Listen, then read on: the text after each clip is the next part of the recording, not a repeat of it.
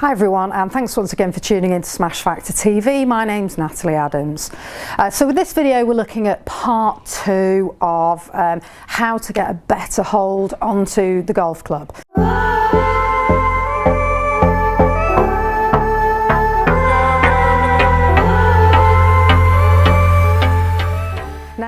We looked in part 1 at the basics. I'll put a link in the video towards the end of this for anyone that's not seen that. But this is to help you to control your ball flight a little bit better.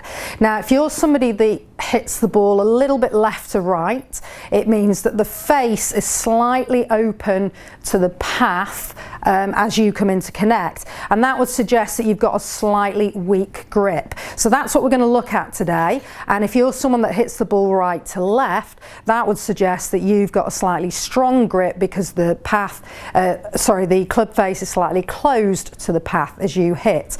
So what does weak and strong mean?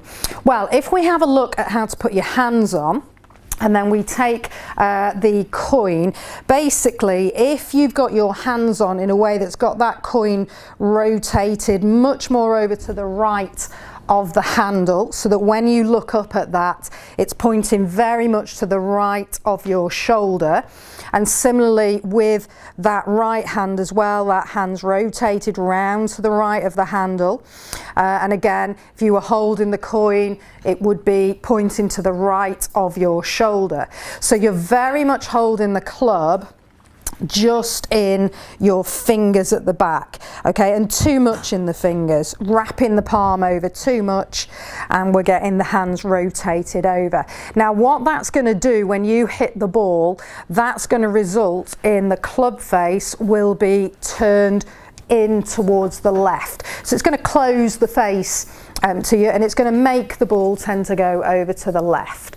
Okay, if you're someone who's got a weaker grip, so that would have you holding the handle much more in your palm at the back of the handle. We'd be taking that coin, and again, if you were holding that coin this time, looking at that coin, it's much more over to the left of the handle, and it's pointing much more towards your left shoulder. And similarly with the right hand, if we do that again, that right hand is rotated over to the left. You're holding a lot more in the fingers of that left hand, and what that will do is when you come in to hit, that will tend to have that club face rotated more to the right, and so that club will tend to put a left to right spin on the ball, or just hit the ball over to the right side of that target. So if you're somebody that hits the ball to right of target, you would want to strengthen your grip up. You'd want to rotate your hands around slightly more to the right. If you're somebody who hits the ball over to the left, you'd want to weaken your grip off a little bit, and that means you'd want to rotate your hands more over towards the left or anti-clockwise. Okay, so I'm going to hit a few shots here, and we'll have a look at the results we get, and I'll show you that on the TrackMan on how that ball flight has altered just from me altering my hands.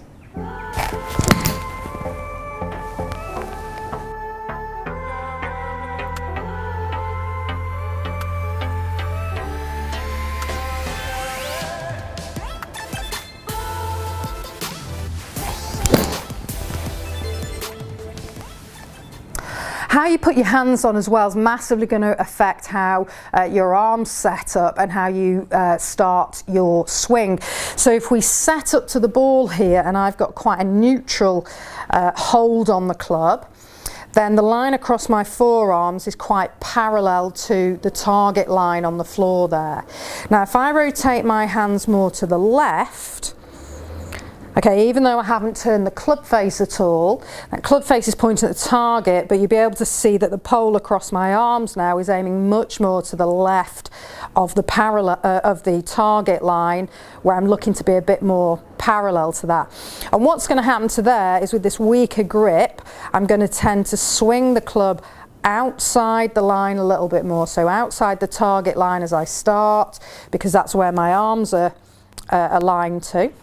So I'll pick the club up a little bit steeper, and also I'll have the club face pointing more upwards, so the leading edge more vertically up and the toe directly above the shaft there, which again is opening that face up.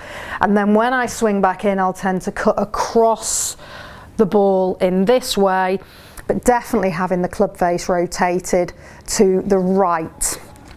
Which is not going to help you hitting the ball out to the right. If I do it the other way, just to show you there, if I strengthen the grip up, so I've rotated the hands clockwise and more around to the right, again the pole is now pointing over to the right of the target line, so I'll tend to take the club back much more on the inside, and I'll have that club face much more closed, so the face and the grooves on the club face are pointing much more down towards the ground, certainly not got that leading edge pointing up at the sky, and the toe is to the left of the shaft. So when I swing back in, I'll tend to swing back in more this way, and with that closed club face, that ball will tend to go to the left.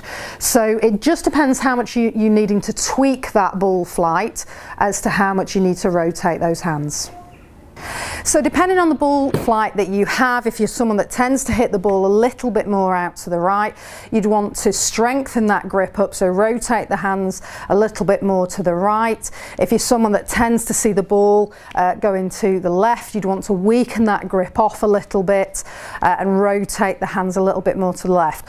But there isn't one set way. You want to match up how you swing to the ball flight that you see, to the grip that you then need to use to improve that ball flight. But have a little watch of the video again. Think about that the next time you're on the range. Look at your ball flight. You're missing to the left, or you're missing to the right.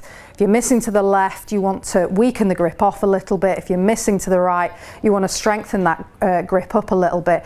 And just experiment with that to see what you need to do to get that straighter ball flight. It's a game-changing golf tip.